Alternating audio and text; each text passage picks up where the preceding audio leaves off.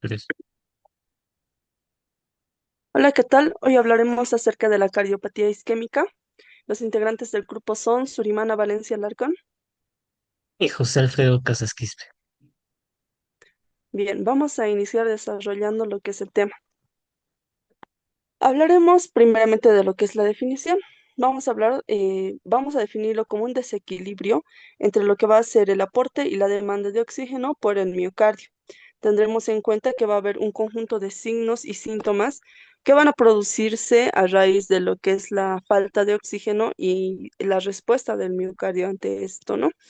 Entre las causas más importantes que vamos a encontrar en esta patología, vamos a encontrar lo que es la aterosclerosis, la más común en nuestro medio. Y este va a llegar a afectar y a obstruir lo que son las arterias coronarias. Por estas razones que se va a producir un cuadro isquémico, ya no va a haber un riego sanguíneo normal. Bien, hablando acerca de lo que es la fisiopatología, vamos a considerar que entre este vamos a hablar de una reserva coronaria, un flujo que va a través de lo que son estos vasos. En situaciones normales, podemos hablar que el aporte de oxígeno va a estar en relación directa con el flujo coronario, un flujo normal, y gracias a los mecanismos de autorregulación, este va a ser normal. Pero en lo que va a ser las patologías que se van a presentar, vamos a hablar en que ya el endotelio se afecta a causa de los ateromas. Esto va a ser producido por lo que van a ser la mala alimentación.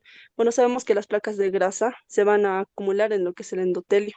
Estas llegan con el tiempo a acumularse y van a ir a desprenderse. Entonces, hablaremos de que va a perder su capacidad de respuesta vasodilatadora directamente a lo que es el endotelio. Esto va a ser respecto al requerimiento metabólico. Eh, Considerando también que toda esta situación va a causar lo que es una obstrucción en lo que es el flujo sanguíneo.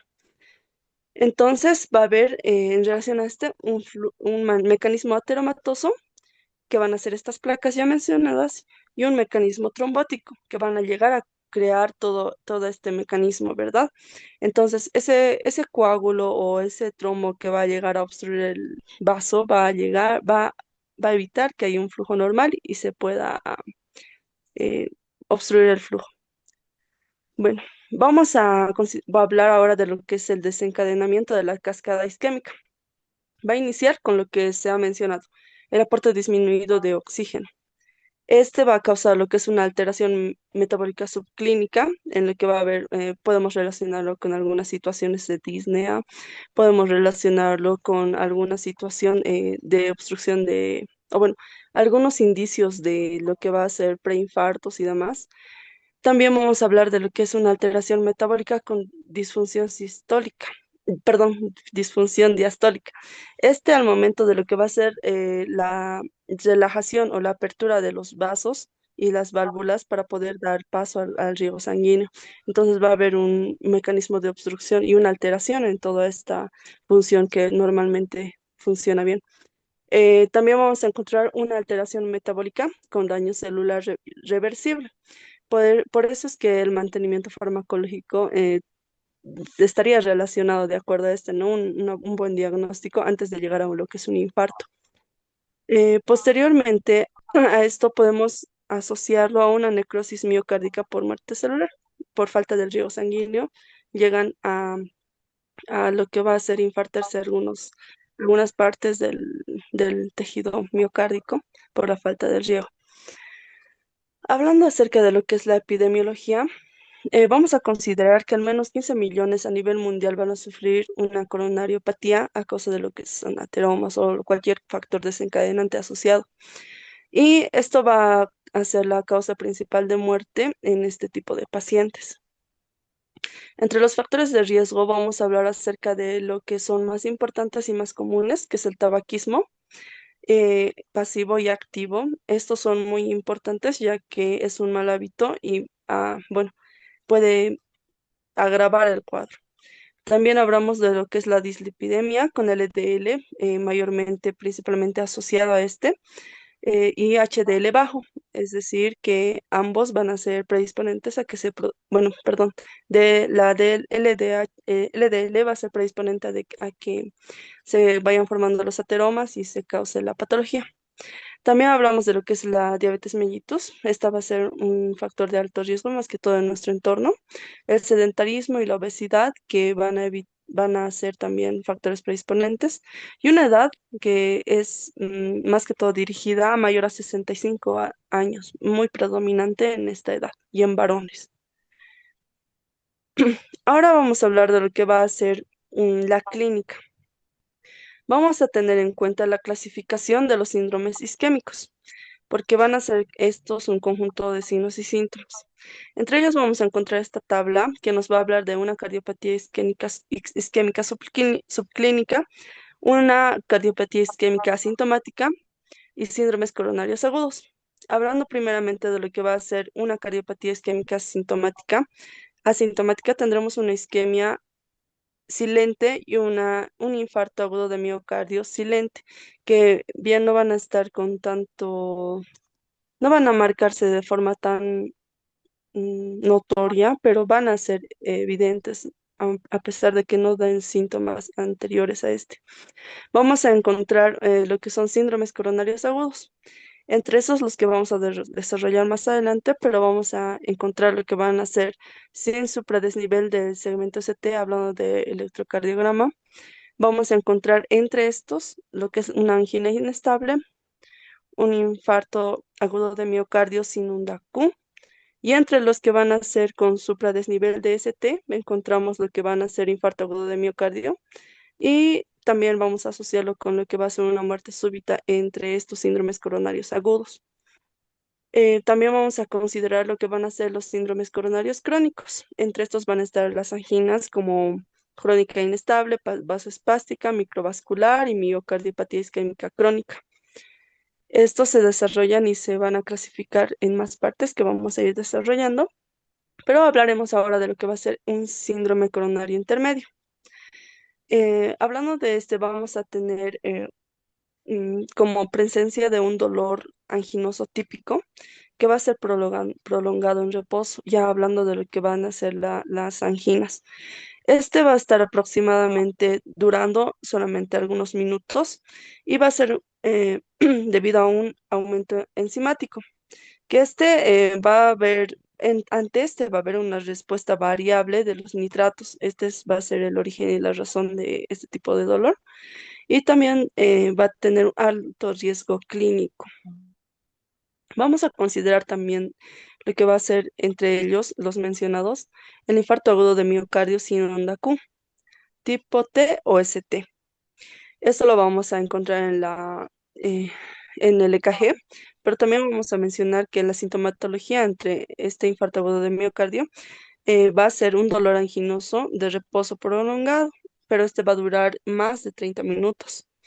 Vamos a encontrar en el electrocardiograma lo que son cambios en la onda T y del segmento ST. Va a estar a infradesnivel y van a ser persistentes. Lo que vamos a encontrar también va a ser una curva enzimática de troponina T típicas de necrosis. Esto al momento de poder hacer lo que son los laboratorios nos va a indicar la presencia del infarto y lo que va a ser la muerte súbita, que va a tener síntomas prodrómicos o no, pero estos se van muy asociados, ya que dentro de las 24 horas del comienzo van a presentarse estos síntomas, pero principalmente van a ser a causa de un paro cardíaco o o una fibrilación ventricular. Todo esto causado por lo que va a ser una isquemia directamente en miocardio. Podemos encontrar lo que va a ser también una sistolia por ruptura. Puede ser relacionado a los vasos, un taponamiento cardioagudo con insuficiencia. Vamos a ir desarrollando todo esto.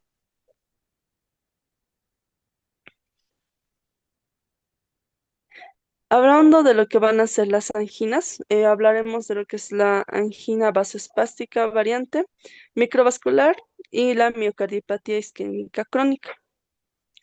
Hablando de la angina vasospástica, vamos a tener dolor también en reposo al esfuerzo y va a ser de una corta duración. Podemos hablar de algunos minutos y va a ser común de forma, bueno, se va a presentar por las noches y va a responder a lo que van a ser los nitratos. No se va a derivar en cuadros de infarto, pero sí va a ser importante este dolor porque va a ser quizá corto, pero hay que darle importancia ya que puede ser predisponente a otro tipo de cardiopatía muy severa. La angina microvascular o síndrome X coronario. En este vamos a encontrar lo que va a ser un dolor típico de esfuerzo. También vamos a encontrar cambios en el electrocardiograma de lesión subendocárdica e intradolor.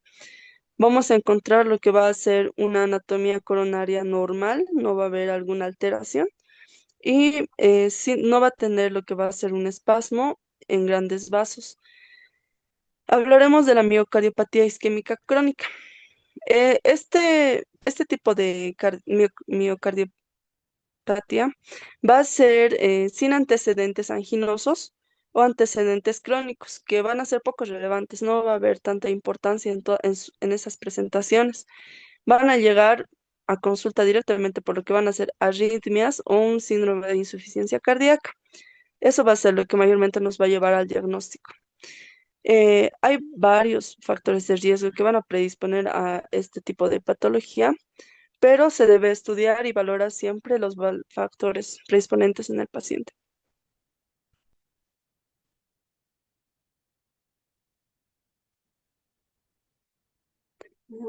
Vamos a hablar acerca de la angina estable, el síndrome de coronario crónico. Entre este vamos a hablar de lo que van a ser los equivalentes anginosos. Los signos característicos en esta patología, síntomas, van a estar asociados a lo que van a ser disnea, astenia, debilidad, sudoración, náuseas, síncope.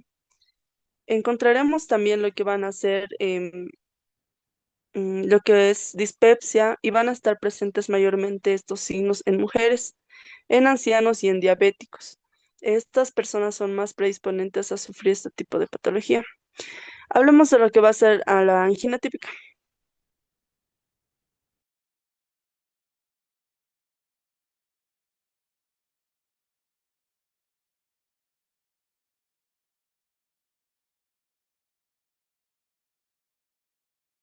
Tres.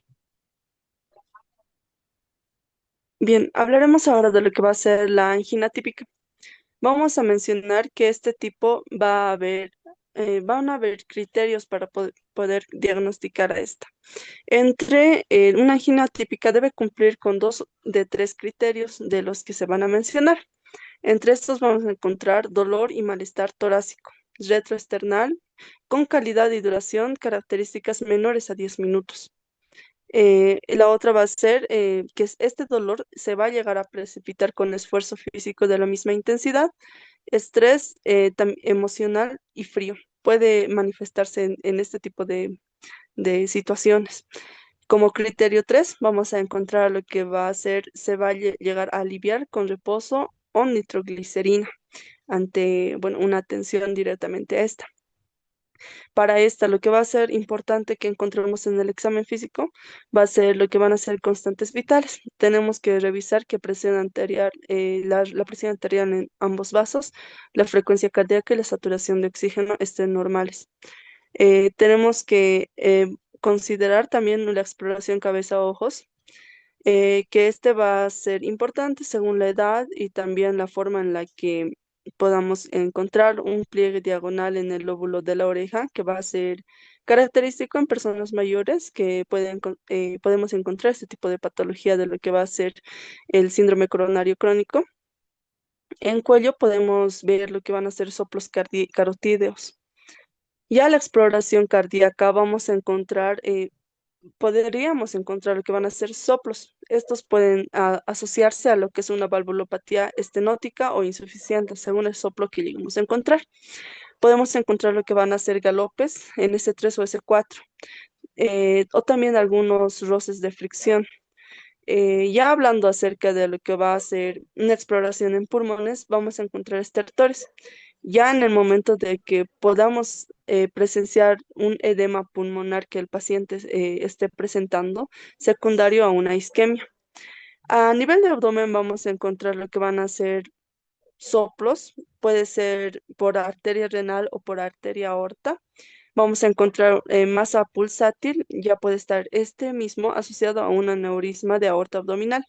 Y todos estos signos nos pueden llevar a lo que va a ser ese diagnóstico. En extremidades, algo muy importante es la fuerza de los pulsos periféricos, ya que al estar aumentados o disminuidos nos van a dar un indicio, más que nada aumentados. En la arteria femoral, en pedia dorsal, tibial posterior, esos puntos son importantes. Podemos encontrar que van a ser soplos de arteria femoral o signos de insuficiencia arterial y edema. Esto ya que van a ser a nivel sistémico. Vamos a encontrar unos grados de severidad de angina que van a estar relacionados y estos en lo que va a ser en la Canadian Cardiovascular, Canadiense de Salud Cardiovascular. Entre estos vamos a encontrar del grado 1 al grado 4. En el grado 1 vamos a encontrar presente la angina en actividad muy intensa, ejercicio extenuante rápido o prolongado. En el grado 2 la presencia de este en una actividad moderada.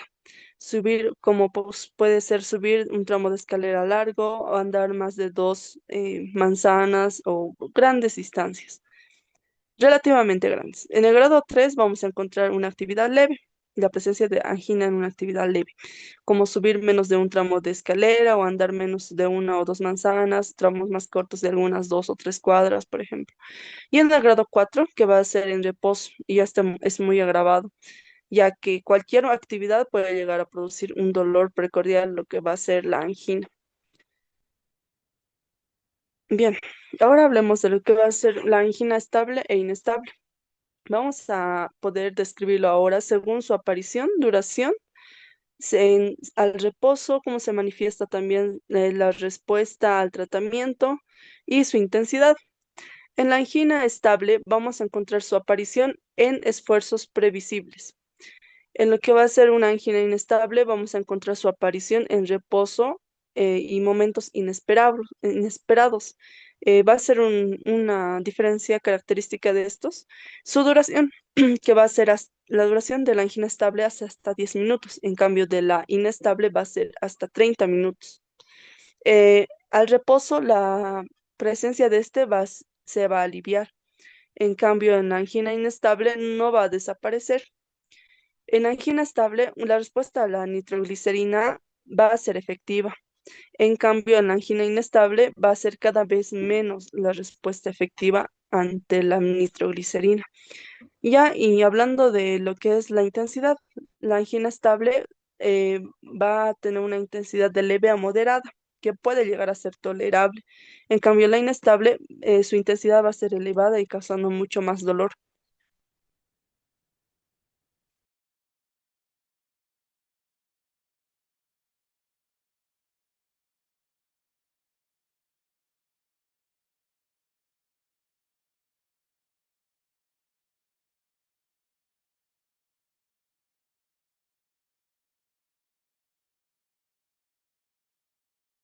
Hablaremos acerca de lo que es el diagnóstico.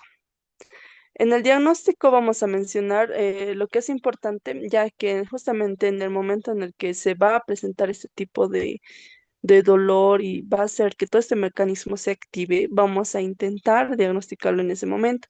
Por eso hablaremos de lo que va a ser la ergometría o este test de esfuerzo. Va a detectar directamente el cambios en serie de lo que va a ser relacionado al electrocardiograma. Este se va a presenciar y se va a manifestar mucho más durante el esfuerzo. Eso es muy importante, ya que también podemos considerar otro estudio que va a ser el electrocardiograma de esfuerzo asociado a este. Como se mencionaba, es muy importante que mientras se haga el esfuerzo se pueda hacer la valoración. Hablamos también de otro estudio de imagen que va a ser cora- la coronariografía, que este nos va a poder ilustrar cómo está el flujo sanguíneo en los vasos en corazón. Entonces, si encontramos algún lugar en el que haya menos riego sanguíneo normal, podemos identificar. La gramografía de perfusión, este también nos puede servir para poder detectar la zona de isquemia. ¿Por qué no se van a poder captar con marcadores, pero se va a poder de manera ilustrativa captar con lo que es una gramografía de perfusión? Y También vamos a encontrar lo que va a ser la angiografía coronaria, asociada también a la que ya se ha mencionado, que va a ser invasiva, pero definitiva para valorar lo que va a ser los cambios de esta enfermedad coronaria, si hay algún cambio en el endotelio, alguna presencia de obstrucción y demás.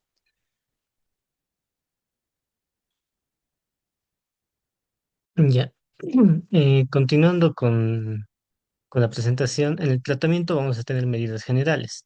Es decir, en cuanto a medidas generales, tenemos la reducción de los factores de riesgo como reducir el tabaco, reducir el alcohol, reducir el índice glucémico, reducir lo que es el peso en estos pacientes que se presentan, ¿no?, en mayor medida este tipo de patología. Luego tenemos el tratamiento farmacológico como tal, que de primera línea vamos a tener beta bloqueantes o antagonistas de calcio. Luego los nitratos de acción prolongada, nitroglicerina o nitrato de isosolvide, y los antiagregantes plaquetarios. Además de coadyuvar con estatinas, ¿no? En los antiagregantes plaquetarios, el más usado es el ácido acetilsalicílico, la aspirina. Y bien, tenemos acá una dosis de 100 miligramos al día que reduce los niveles de tromboxano a 2. Las estatinas, como la rosuvastatina, la atorvastatina, esta última a unos 80 miligramos al día, ¿no? Para poder estabilizar la placa ateromatosa. Y los beta bloqueantes cardioselectivos, como el atenolol, el bisoprolol y el metoprolol, que reducen el consumo de oxígeno al disminuir la frecuencia cardíaca y obviamente mejorando la diástole y la contractilidad cardíaca. Luego tenemos el tratamiento desde vascularización. Podemos hacer una cirugía de injerto, es decir, un bypass coronario. Estas van a ser las indicaciones en las cuales se va a usar, ¿no? Por ejemplo, enfermedad del tronco coronario izquierdo, la estenosis del más de 50%, enfermedad severa de los vasos, estenosis más del 70%, cuando uno de ellos es ADA y asocia a diabetes o insuficiencia cardíaca, o ICC. Enfermedad severa de tres vasos, estenosis más de un 70% con insuficiencia cardíaca. Y la angioplastía coronaria transluminal percutánea, cuando no se contemplan los criterios para hacer un bypass. Entonces vamos a tener indicaciones, ¿no?, cuando no se tiene previsto el bypass y una estenosis de bypass previo. En el síndrome coronario agudo em, se produce por un accidente de una placa vulnerable, es decir, hay debilidad de esa placa, debido a que la placa presenta una capa fibrosa delgada de núcleo lipídico. Y dentro de la fisiopatología de la enfermedad, estas placas pueden volverse inestables. ¿Por qué? Porque hay una inflamación constante.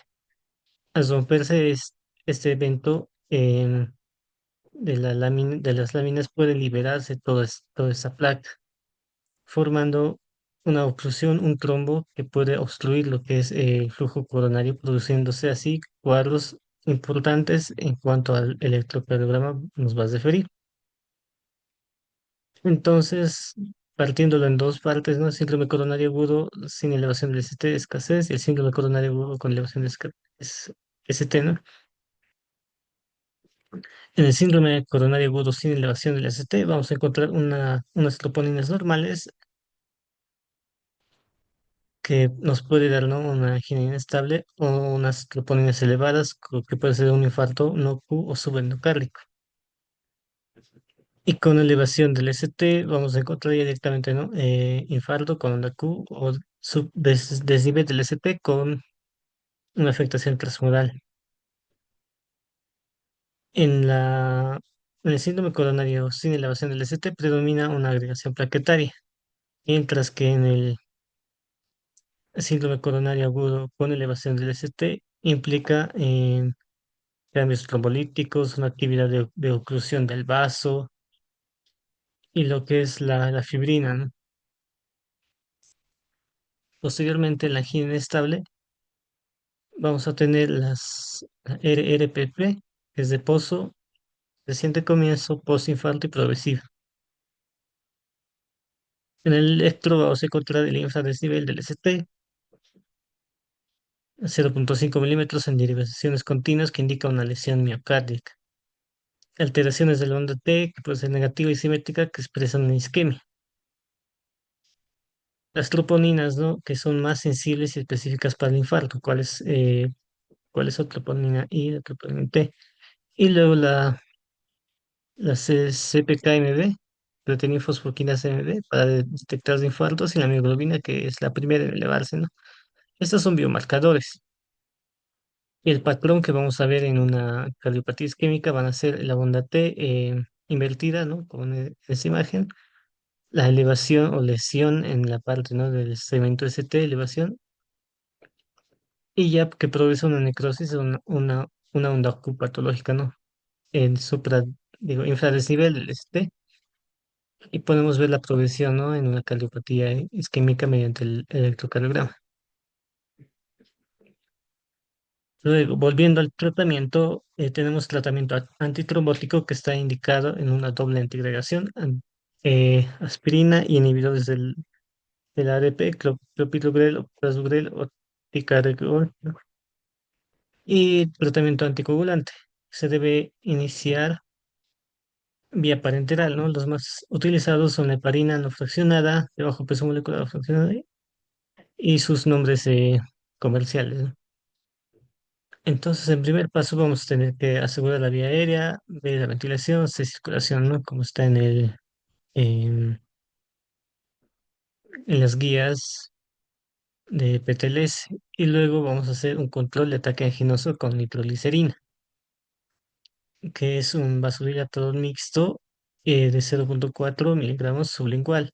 Si el dolor persiste, usamos el sulfato de morfina de 2 a 4 miligramos. Consideramos oxígeno cuando existe una saturación inferior al 90%. Luego, antiagregación plaquetaria con dosis de ataque de ácido acetil salicílico, aspirina a 300 miligramos o clopidogrel a 300 miligramos. Control de la frecuencia cardíaca con betabloqueantes cardioselectivos como el metoprolol.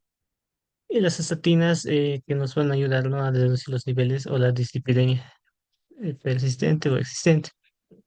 Luego tenemos el síndrome coronario agudo con elevación del ST, que es la ruptura, la ulceración, erosión de la placa teromatosa, desbalance isquémico, desequilibrio entre la oferta y demanda de la parte miocárdica y la muerte del tejido, ¿no? Luego acá tenemos las caras que se pueden observar en el electrocardiograma, que nos indican, ¿no? Que parte del corazón está afectado.